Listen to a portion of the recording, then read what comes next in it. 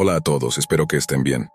Primero que nada, quiero empezar diciendo que esto es real, y nunca debes adentrarte en la Deep Web si no sabes lo que estás haciendo. Aprendí esto de la peor manera. Mi nombre es Liam, y tengo 3 amigos, Ethan, Miles y Derek. Había escuchado sobre la Deep Web, pero nunca la había probado hasta que 2 de mis amigos llegaron un día a la escuela hablando de ella. Me dijeron que habían entrado en algo llamado la Deep Web y que habían encontrado consejos sobre hacking y cómo realizar actividades ilegales sin ser atrapados.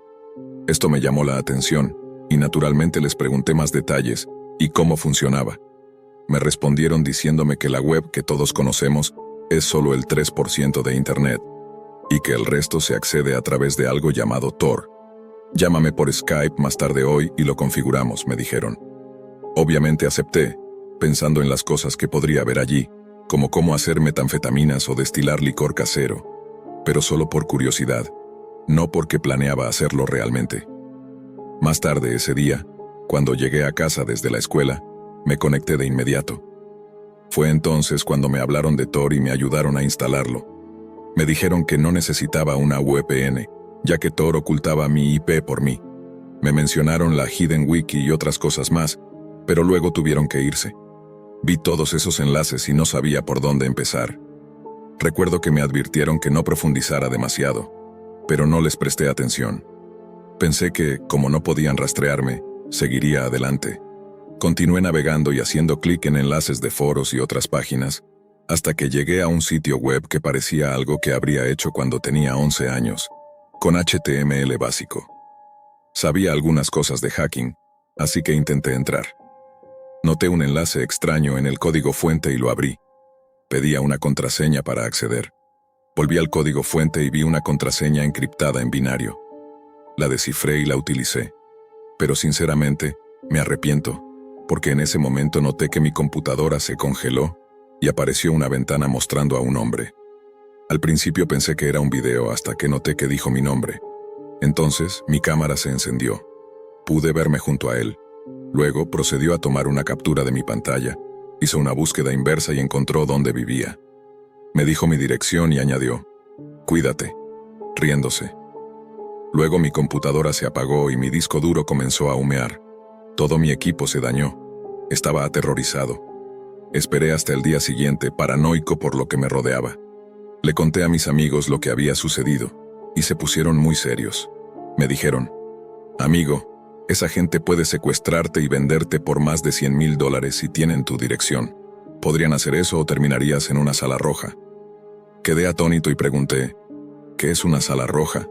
Me explicaron que es un chat donde la gente se reúne para ver cómo matan a alguien, y las personas pagan para que usen ciertos métodos en tiempo real.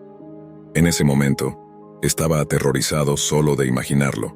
Les pasé el enlace y, con algunos de los conocimientos que habían aprendido en la Deep Web sobre hacking, comenzaron a investigarlo para ver si había tráfico en ese sitio de venta de personas. Para nuestra sorpresa, lo había. También entramos a la base de datos y vimos millones de personas en archivos, siendo subastadas, y una de esas personas era yo. Todo esto me pareció aterrador. En el transcurso de una semana ya había 5 ofertas por encima de los $100,000 por mí. Estaba aún más asustado. No sabíamos qué hacer. Han pasado 3 días desde entonces, pero no ha sucedido mucho, aparte de algunas llamadas aleatorias con voces espeluznantes riendo y luego colgando. Los mantendré actualizados. Si sigo vivo y aparece en las noticias un caso de una persona desaparecida con el nombre de Liam, muestren esto. Esta es mi última actualización. Ha pasado un mes y afortunadamente sigo con vida para mantenerlos informados. Digamos que ahora estoy escondido en algún lugar seguro, en un refugio con mi familia. Decidí hacer lo que me recomendaron. Destruí completamente mi computadora y compré una nueva. También cambiamos de proveedor de servicios y hasta modificamos nuestros nombres legalmente.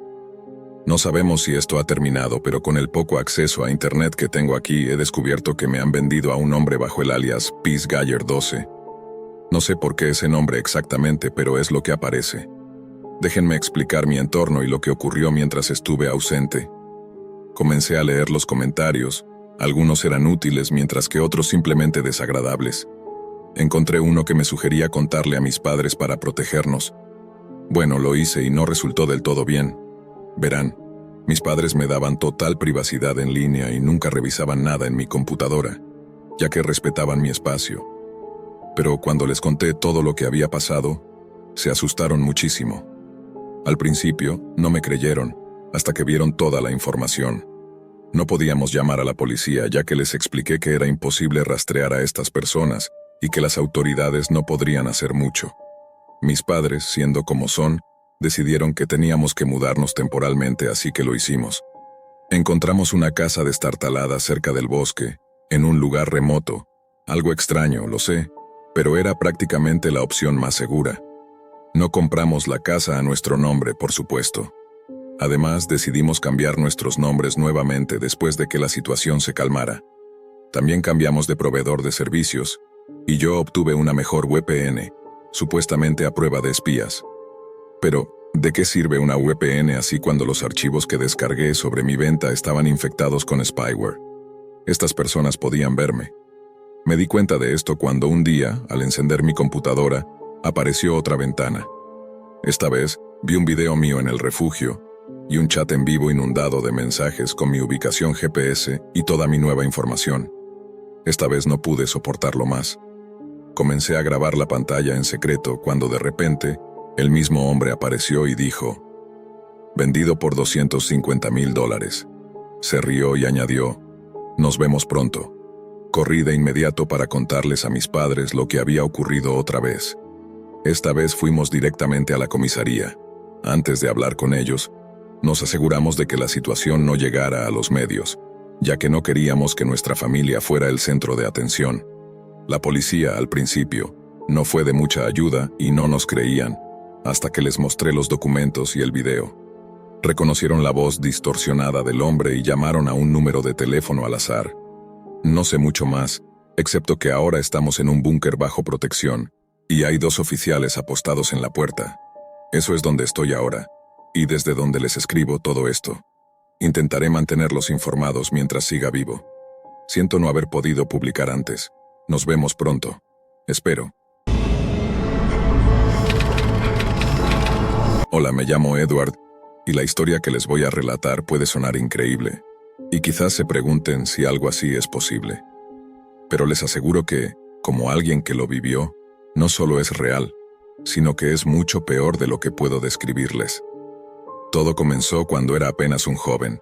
Mis amigos y yo éramos aficionados a los videos de terror, y como cualquier adolescente que se adentra en el mundo del miedo, obviamente terminamos interesándonos en la Deep Web. Seguimos todos los pasos necesarios para acceder. Descargamos Tor y nos aseguramos de no cometer errores que pudieran revelar nuestra dirección IP. Lo que no sabíamos es que esto solo era efectivo para el nivel más superficial de la Deep Web. Empezamos viendo cosas simples en la parte más básica de la web oscura: mercenarios, imágenes violentas y gente amenazante. Sin embargo, conforme nos adentrábamos en niveles más profundos, la oscuridad y la inquietud de los usuarios crecían. En estos niveles más oscuros, los símbolos desconocidos y las personas diciendo cosas incoherentes se volvieron comunes. Debo admitir que me sentía aterrorizado e incómodo. Quizás estábamos involucrándonos en algo demasiado peligroso y deberíamos habernos ido de inmediato. Jack, uno de mis amigos, no estaba de acuerdo. Quería seguir explorando, pero al menos se estaba aburriendo, hasta que encontramos esa página. El diseño de la página era muy peculiar. Un rojo intenso cubría todo, con símbolos satánicos esparcidos por todas partes. Uno podría pensar que era la creación de un adolescente buscando atención, pero en este nivel de la Deep Web, las personas eran mucho más reservadas y no buscaban atraer miradas innecesarias. Jack y yo comenzamos a explorar el sitio, pero nada tenía sentido. Había muchas personas activas, comentando cosas sin lógica alguna. Lo que más nos llamó la atención fue que todos tenían la misma imagen de perfil. No era un demonio, ni un monstruo, ni un símbolo satánico. Todos usaban fotos de perfil de Will Smith. Al principio pensamos que era una especie de código o una broma interna, pero cuanto más tiempo pasábamos en la página, más nos dábamos cuenta de la cantidad de gente involucrada. Los comentarios eran en vivo, y había cerca de 100 personas publicando cosas ilógicas a la vez, todas con fotos de Will Smith. De repente mi cámara web se encendió y el cursor del ratón se movió por sí solo hacia Google Maps. Lo que vimos nos aterrorizó. Se abrió la ubicación de otra persona que, según el mapa, se acercaba a mi casa y estaba a solo unas pocas cuadras. Nervioso, desconecté la computadora. Jack ya no reía. Estaba tan asustado como yo. Nuestros teléfonos empezaron a sonar sin parar, y con una expresión de terror compartida, vimos lo que ocurría. Teníamos notificaciones en Instagram. Ambos recibimos alrededor de 300 nuevas solicitudes de seguimiento. Todas las cuentas tenían la misma imagen de perfil de Will Smith. ¿Qué está pasando, Edward? ¿Quiénes son estas personas?, me preguntó Jack.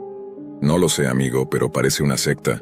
Viste esa página conmigo, sabes lo que podrían hacernos, ¿verdad?, le respondí. Uno de los seguidores tenía activada su ubicación y se acercaba rápidamente. Tenemos que irnos ahora, dije. Tienes razón, debemos salir de aquí. De repente la electricidad se fue. Dios mío, Dios mío, Dios mío, repetía en pánico. Solo nuestra casa estaba sin luz, el resto de la cuadra seguía iluminada. Eso no significa que no sean ellos. Debemos escondernos, deben estar cerca. Apaga tu teléfono, si nos están hackeando sabrán que seguimos aquí. Buena idea. Apagamos nuestros móviles y nos escondimos en la casa. Quizás no había nadie afuera, quizás estábamos a salvo. Pero muchas cosas estaban ocurriendo al mismo tiempo, y todo se sentía demasiado peligroso. De repente, el timbre sonó. Obviamente no fuimos a la puerta, sino a la ventana. No dejes que te vean, ni siquiera mires, susurré. ¿Y si es mi familia?, preguntó Jack. Espera, ¿cómo sonó el timbre si no hay luz en la casa?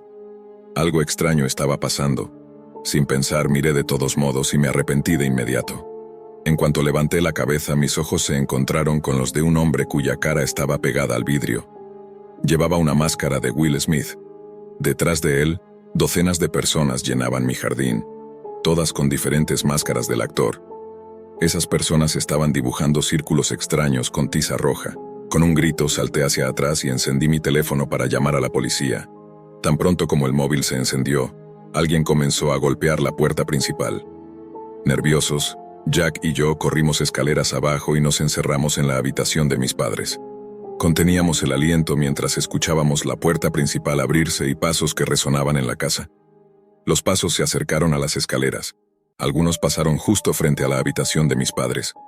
Por suerte, la casa era lo suficientemente grande como para que tardaran en encontrarnos. Pero tarde o temprano lo harían. Los pasos se volvían más distantes. Creo que están en mi habitación, susurré. Aproveché la oportunidad para correr al armario de mi padre y tomar una pequeña llave que cerraba la puerta. Justo cuando la cerré, escuché a alguien intentar abrirla desde el otro lado. Contuve la respiración y cerré los ojos. Jack también trataba de no hacer ruido, pero estaba mucho más nervioso que yo. Intentaba no llorar cubriéndose la boca con las manos, pero no le estaba resultando fácil. La persona al otro lado de la puerta se dio por vencida y simplemente se alejó.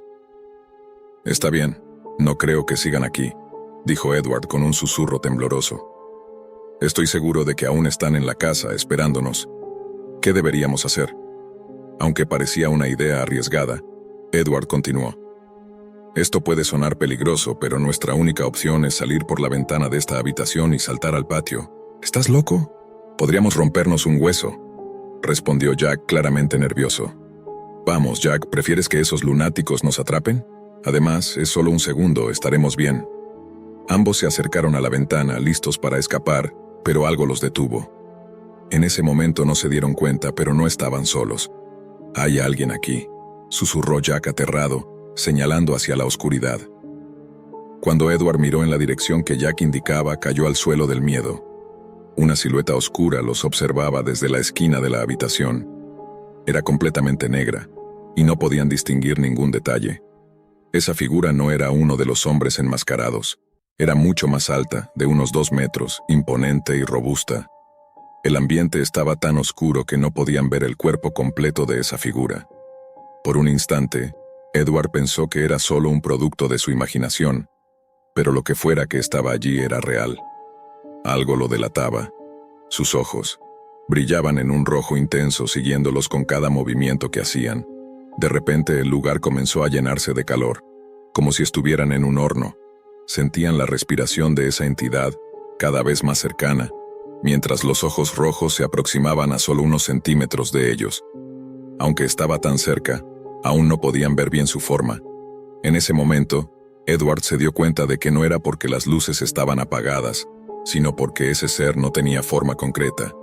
Esa cosa era una sombra. Edward intentó correr, pero sus piernas no respondían. Estaba paralizado. El ser se acercaba cada vez más, y para su desgracia, Jack estaba más cerca de esa criatura. Cuando la sombra tocó a Jack, le agarró la cara con solo sus dedos y lo apretó. Jack no podía gritar, pero Edward podía ver cómo temblaba de terror. La sombra abrió la boca y comenzó a devorar a su amigo. A pesar de que Jack recuperó la capacidad de moverse, ya era demasiado tarde. Edward solo pudo ver los pies de su amigo desaparecer, mientras esa cosa lo devoraba por completo. Fue en ese momento cuando Edward se dio cuenta de que también podía moverse. Aprovechando la oportunidad, corrió hacia la ventana y saltó al patio. Al caer se rompió un brazo, pero no dejó que eso lo detuviera. Corrió lo más rápido que pudo, y solo una vez se giró para mirar atrás. Los hombres con las máscaras de Will Smith seguían ahí, observándolo, pero no intentaron atraparlo. Cuando Edward regresó con la policía y sus padres, nadie creyó lo que había visto. Toda la casa estaba llena de dibujos satánicos. La puerta de la habitación de sus padres estaba intacta. Nadie la había forzado. Sin embargo, tenía un extraño dibujo hecho con lápiz labial negro, diferente a la tiza roja que habían usado en el resto de la casa. Cuando entraron en la habitación de sus padres no había nada. El cuarto estaba completamente vacío. No solo Jack no estaba, sino que tampoco había muebles, ni pintura, ni nada. No tenía sentido. La desaparición de Jack fue clasificada como un secuestro. Cuando Edward revisó nuevamente sus redes sociales, todas aquellas personas lo habían dejado de seguir, y nunca volvió a saber de ellas. Después de investigar un poco, Edward descubrió que existían muchas sectas satánicas en la Deep Web, realizando rituales y sacrificios humanos de personas que habían sido demasiado curiosas. Sea como sea, Edward nunca volvió a la Deep Web. Nunca más quiso buscar a aquellas personas. Había visto suficiente, y mientras no volvieran por él estaba en paz. Como médico que se graduó en los años 80, casi nunca he tenido contacto con una computadora. Aunque todo el equipo administrativo de mi clínica privada utiliza computadoras para llevar a cabo tareas importantes, yo nunca realmente pasé de usar papel y bolígrafo. Mis dos hijos, Marta de 12 años y Daniel de 14, son bastante hábiles usando una computadora e internet. Incluso mi esposa gestiona todas nuestras cuentas en línea. A pesar de ser cirujano, no soy muy diestro con la computadora o el portátil. Para poner fin a esta limitación, le pedí a mi hijo que me enseñara lo básico sobre cómo usar una computadora. Debo admitir que recibir clases de informática de mi hijo fue bastante entretenido. En las primeras sesiones me convertí en un experto utilizando todas las funciones básicas del ordenador, aunque aún no habíamos empezado a usar Internet. Seguro que ya lo habrán adivinado. No tenía una cuenta en ninguna red social. Así que mi hijo se ofreció a ayudarme a crear algunas. Me dijo que tener perfiles en redes sociales me haría más visible y, con suerte, atraería más pacientes, y yo estaba dispuesto a hacer cualquier cosa por conseguir más clientes. A medida que los días avanzaban, terminé con una cuenta en Instagram, otra en Google, una en Facebook y también una en LinkedIn. Al principio fue divertido reconectar con familiares y amigos a través de estas redes sociales, pero pronto me aburrí y empecé a usarlas solo con fines profesionales, como promover los servicios de mi clínica. Día tras día, me fui familiarizando más con estas aplicaciones. Un día, mientras utilizaba el portátil de mi hijo mientras él estaba en la escuela, una notificación apareció en mi navegador. Decía: ¿quiere conseguir más pacientes, Dr. Pérez? En ese momento, no era muy consciente de los peligros de Internet, ni de cómo algunas personas son engañadas para hacer cosas inapropiadas. Así que pueden imaginarse lo emocionado que estaba cuando vi ese mensaje tan personalizado.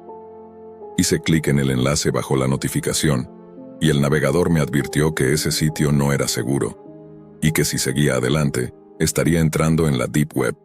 No tenía ni idea de lo que era la Deep Web, y sinceramente, la oportunidad de atraer más pacientes y tener más publicidad me cegó. Hice clic en el enlace, y una página web sofisticada apareció, pidiéndome que completara un formulario con toda mi información. Pronto recibí un correo electrónico, una invitación a una fiesta que me ayudaría a hacer contactos, pero había una trampa.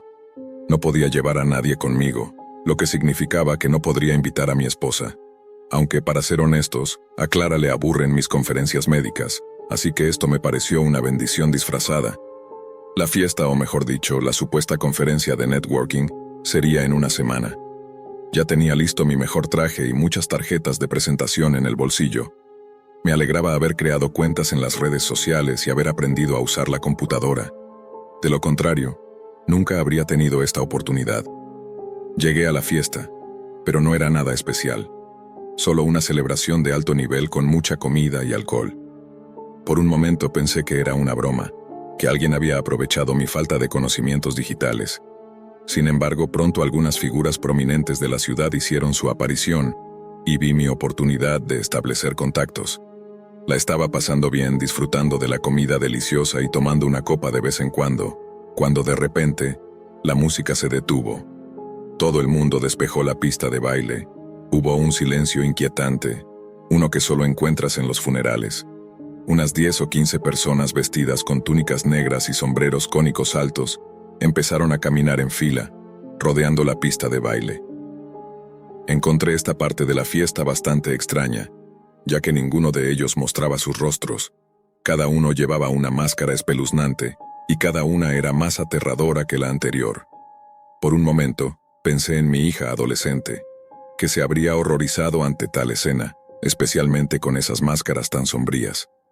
Pero pronto, mi atención se centró en el centro de la pista, donde yacía un bebé pequeño.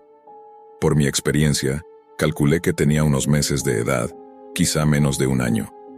Los focos estaban dirigidos hacia el bebé, y la intensidad de la luz debía de haberlo hecho llorar. No vi a los padres del niño entre la multitud, porque ningún padre en su sano juicio expondría a su hijo a una luz tan fuerte. Sin embargo, nadie intervino para rescatar al niño. En su lugar, uno de los enmascarados se paró junto al infante y dijo algo en latín, o eso creo. Acto seguido, los demás enmascarados comenzaron a trazar símbolos alrededor del bebé con polvos de colores. Los sollozos del pequeño eran lo único que se escuchaba, además de los cánticos en latín de los hombres enmascarados. Poco después, el líder del grupo sacó un cuchillo y realizó 2 cortes en el bebé, uno en la frente y otro en el brazo. Desde mi asiento pude notar que no eran cortes profundos, pero aún así, brotó suficiente sangre como para hacer que el niño gritara de dolor. Como médico, mi primer instinto fue correr a ayudar, pero de alguna manera, me sentí obligado a quedarme sentado y observar, igual que el resto de los presentes. El llamado ritual terminó, y los enmascarados comenzaron a acercarse a los invitados. Uno de ellos se detuvo frente a mí y se presentó como Jaime. Luego, procedió a decirme todo sobre mí. Sentí como si hubiera realizado una investigación exhaustiva antes de nuestra reunión. Viniste a esta fiesta para hacer contactos, ¿verdad, doctor Morales? Bueno, aquí está el trato. Podemos asegurarte que tu clínica recibirá más pacientes que nunca, pero a cambio necesitarás entregarnos a uno de tus hijos. Mi expresión debió haberlo dicho todo, pero Jaime continuó rápidamente. No, doctor. No en un sentido físico. No le quitaremos a tu hijo. Solo necesitamos que nos prometas el alma de uno de ellos. Aunque ahora me doy cuenta de lo absurdo que fue siquiera considerar tal oferta. En ese momento no puedo mentir. Todo lo que pensaba era en lo bien que le iría a mi clínica si aceptaba el trato. Más pacientes significaban más ingresos, lo que indirectamente se traducía en mejores vacaciones para mi familia. De acuerdo, Jaime, puedes quedarte con el alma de mi hija Marta. Muy bien, doctor Morales. Considere el trato cerrado, respondió, desapareciendo tan rápido como había llegado. En cuestión de minutos todos los enmascarados se habían ido, y la fiesta continuó como si nada hubiera pasado. Esa noche, cuando llegué a casa, mi esposa estaba en la habitación de Marta, cuidándola. Aparentemente se había despertado gritando y ardiendo en fiebre. Tenía una temperatura alta, y mi esposa estaba esperando a que yo regresara. Le di medicamentos rápidamente, y pronto se sintió mejor, o al menos eso creímos. Sin embargo, los terrores nocturnos continuaron, y hasta el día de hoy han empeorado. La salud de Marta estaba deteriorándose, tanto en el colegio como en su vida personal. Decía que veía monstruos en sus sueños, que no la dejaban dormir y la atormentaban también durante el día. Estaba perdiendo a mi hija frente a mis propios ojos. En el fondo sabía la razón, pero me negaba a aceptarlo. Intenté racionalizar su comportamiento llevándola a psiquiatras, pero nada parecía funcionar. Todo llegó al límite una noche, cuando Marta se despertó gritando como de costumbre, pero esta vez con profundas marcas de garras en la espalda, lo suficientemente severas como para ver su carne expuesta. Fue entonces cuando le confesé a mi esposa todo lo que había sucedido en la fiesta. Ella, siendo una mujer de fe, contactó a la iglesia al día siguiente. Un sacerdote llamado Padre Andrés vino a ver a Marta, y pronto confirmó mis sospechas. Alguien había realizado algún tipo de magia oscura sobre mi hija. Terminé contándole también sobre lo que ocurrió en la fiesta. Bendijo a Marta, lo que la hizo sentir mejor durante unos días, pero no por mucho tiempo. Finalmente, el Padre Andrés realizó una ceremonia de purificación en mi hija, algo parecido a un nuevo bautismo que la reconectó con la fe. Esto pareció liberarla del control del mal que se había apoderado de ella. Sin embargo, el Padre Andrés nos sugirió que dejáramos el país de inmediato, ya que sospechaba que quienes hicieron esto volverían a reclamar su pago. Vendí mi clínica, nuestra casa, y nos mudamos a España. Al final tuve que abandonar la clínica por la que hice todo esto para salvar a mi familia. Ahora vivimos en un pequeño pueblo español, donde trabajo como sanador. Estamos lejos de toda la riqueza y prosperidad de la ciudad, y sobre todo, lejos de Internet y de la Deep Web. Hola a todos. Esta es la historia de una joven llamada Lucía. Lucía llevaba bastante tiempo navegando por la Deep Web, y como era una adolescente, tenía un temperamento bastante explosivo. Se enfadaba con facilidad y además no era muy comunicativa con los demás. Hubo un momento crucial en la vida de Lucía cuando ató a su hermana, Marina, a una silla, y luego se quitó la vida ahorcándose frente a ella. Todo esto ocurrió por culpa de una página web maldita en la Deep Web. ¿Qué le sucedió a Lucía? Lo descubrirán más adelante en este video. Después de la muerte de Lucía, Marina decidió compartir esta historia en sus redes sociales. Escucharemos esta narración desde una perspectiva en primera persona para que la experiencia sea aún más impactante. Para aquellos que no saben qué es la Deep Web, les explico que es esa parte de Internet a la que no se puede acceder mediante los navegadores habituales, y está repleta de actividades ilegales y perturbadoras. Mi hermana, cuando estaba en la escuela secundaria, era una adolescente muy volátil. Sus cambios de humor eran constantes, y no se comportaba como el resto de los chicos de su edad. Para cubrir algunos de sus gastos, trabajaba en una biblioteca cercana. Un día, cuando fui a recogerla de la escuela, noté que estaba hablando en voz baja con alguien, y esa conversación poco a poco se convirtió en una discusión. Al ver esto, estacioné el coche frente a ella, y se subió sin decir una sola palabra, pero estaba claramente enfadada. Durante todo el trayecto no dijo ni una palabra, y yo tampoco le hablé porque parecía muy molesta. Era viernes, y al día siguiente, sábado, pensé en hablar con ella sobre lo que había pasado el día anterior. Entré en su habitación y estaba sentada frente a su computadora. Me senté a su lado y no le pregunté directamente sobre lo sucedido el día anterior.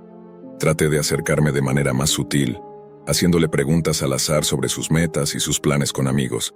Sin embargo, no respondió a ninguna de mis preguntas, solo seguía mirando fijamente su pantalla. Decidí entonces preguntarle qué estaba haciendo en la computadora. La respuesta que me dio me dejó en shock. «Estoy navegando en la Deep Web», dijo. Me explicó que, así como buscamos respuestas a nuestras preguntas en foros comunes, en la Deep Web había sitios donde se podían encontrar respuestas a las cuestiones más oscuras, cosas que nunca veríamos en la superficie de Internet. Aunque no sabía mucho sobre la Deep Web, sí tenía claro que estaba llena de personas muy perturbadoras. No imaginé que mi hermana pudiera involucrarse en algo tan oscuro. Para continuar la conversación, le pregunté cómo podía acceder a esa parte de la web, y ella me lo explicó todo. Esa misma noche decidí entrar en la Deep Web desde mi propia computadora portátil para ver qué encontraba. Lo primero que apareció me dejó sin palabras.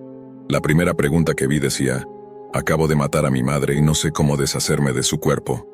Una respuesta sugería cortar el cuerpo en pequeños trozos y alimentar a los perros salvajes de la zona.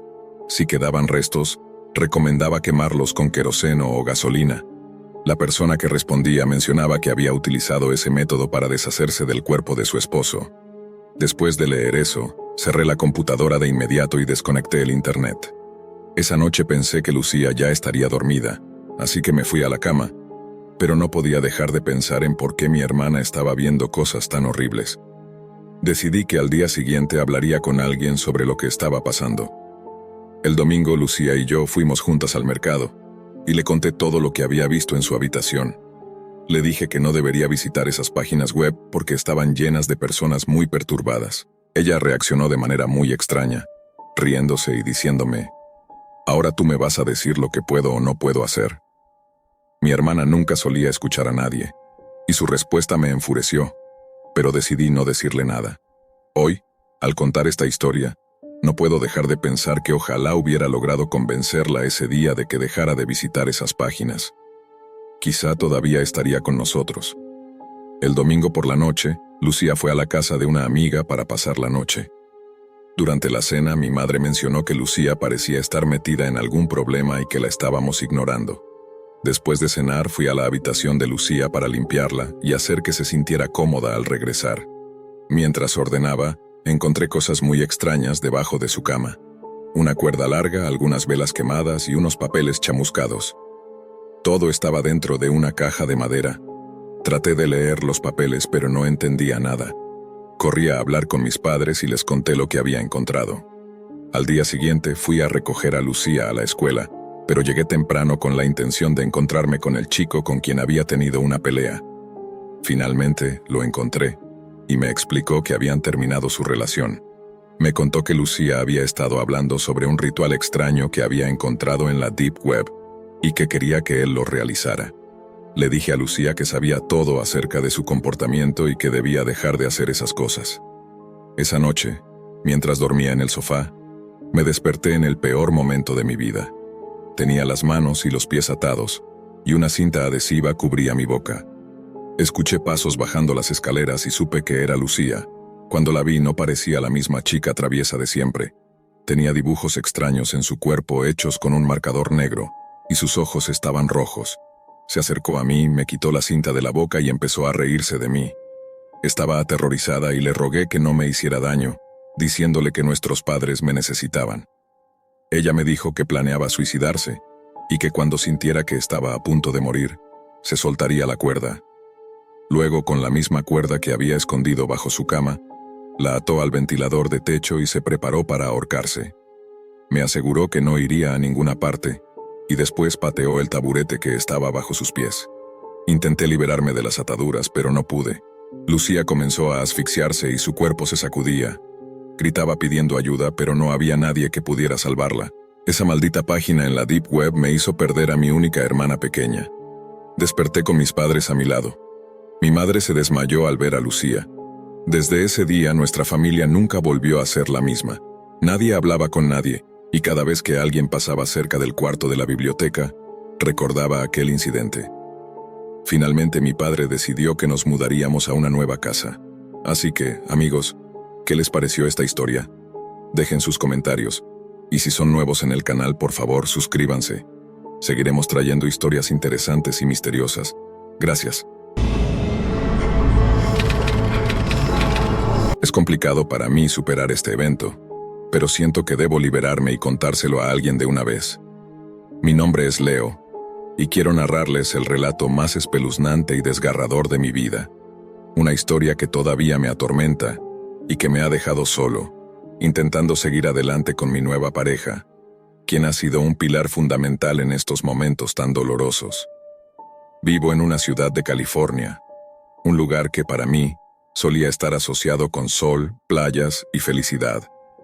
Todo eso cambió en una única noche, la noche en la que perdí a toda mi familia. Todo empezó de una manera que podría parecer normal, pero las consecuencias fueron devastadoras. Tenía una hermana menor, Ana, de 15 años. Ella era una chica reservada, muy curiosa y con una gran afinidad por la tecnología. Desde pequeñas, siempre había mostrado más interés por el mundo digital que por el social. Durante el último año, noté que Ana pasaba cada vez más tiempo encerrada en su habitación, pegada a la pantalla de su computadora. Al principio pensé que simplemente era una adolescente común, explorando el inmenso mundo de Internet, como la mayoría de los jóvenes de su edad. No obstante, algo me inquietaba profundamente. Había noches en las que la escuchaba murmurar en su cuarto, como si estuviera conversando con alguien. Cuando le preguntaba al respecto, siempre me respondía que solo hablaba con sus compañeros de la escuela. Un día, sin embargo, descubrí algo que me alarmó. Estaba limpiando su cuarto cuando encontré una página abierta en su computadora, una página que claramente no era del tipo de sitios web que una chica de su edad debería visitar. Era la Deep Web. Le pregunté directamente sobre eso, y ella me aseguró que era una tontería, algo que había encontrado por accidente y que no volvería a visitar. Me prometió que lo dejaría. Aunque no estaba completamente convencido, quise confiar en ella. No quería ser el hermano mayor controlador y sobreprotector. La noche en cuestión decidí salir a divertirme con mis amigos. Era una rara oportunidad para relajarme y escapar del estrés cotidiano. Ana se quedaría en casa con nuestros padres. Jamás pensé que algo tan horrible pudiera suceder. Si lo hubiera sabido me habría quedado, pero esa es una carga que llevo conmigo cada día. Era un sábado por la noche como cualquier otro. Mis amigos y yo estábamos en un club, riendo, bailando y disfrutando de la música. No tenía ni la menor idea de que mi vida estaba a punto de cambiar para siempre. Durante la noche, recibí un par de mensajes de Ana, diciéndome que todo estaba bien y que no debía preocuparme. Sin embargo, había algo en esos mensajes que me dejó intranquilo, una sensación en el fondo de mi mente de que algo no marchaba bien. Cerca de la medianoche, mientras aún estaba en el club, mi teléfono comenzó a sonar. Era un número desconocido. Normalmente no suelo contestar llamadas de números que no reconozco, pero algo en mi intuición me dijo que debía hacerlo. Al otro lado de la línea, una voz fría y calculadora me informó que había ocurrido un incidente en mi casa y que debía regresar de inmediato. Sin pensarlo dos veces, corrí hacia mi auto, dejando atrás a mis amigos sin darles ninguna explicación. Mi corazón palpitaba con fuerza mientras conducía a toda velocidad por las calles de la ciudad. Al llegar a mi vecindario, el resplandor de las luces de los bomberos y el eco de las sirenas inundaron mis oídos. Mi casa estaba envuelta en llamas, una escena sacada de una película de terror. Salté del coche y corrí hacia los bomberos, desesperado por obtener respuestas. Un oficial me detuvo y, con una mirada sombría, me informó que mis padres y mi hermana estaban dentro cuando la casa explotó. No había sobrevivientes. El mundo se detuvo en ese momento. Sentí como si mi vida se derrumbara ante mis ojos. No podía entenderlo.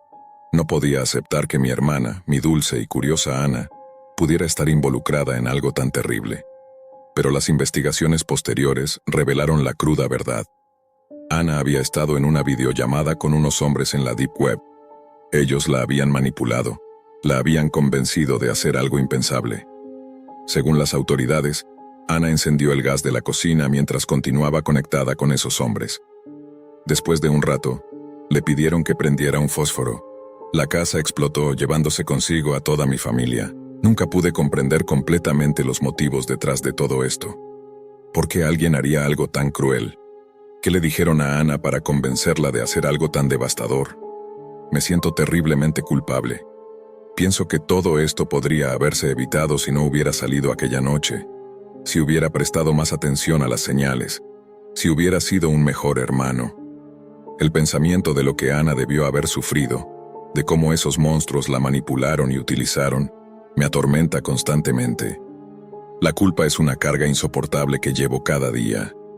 Me resulta extremadamente difícil superar este suceso, y a veces siento que no puedo seguir adelante. La soledad es abrumadora. Perdí a toda mi familia en un solo instante, y aunque tengo a mi pareja, quien ha sido mi roca durante todo esto, la herida sigue sin cicatrizar.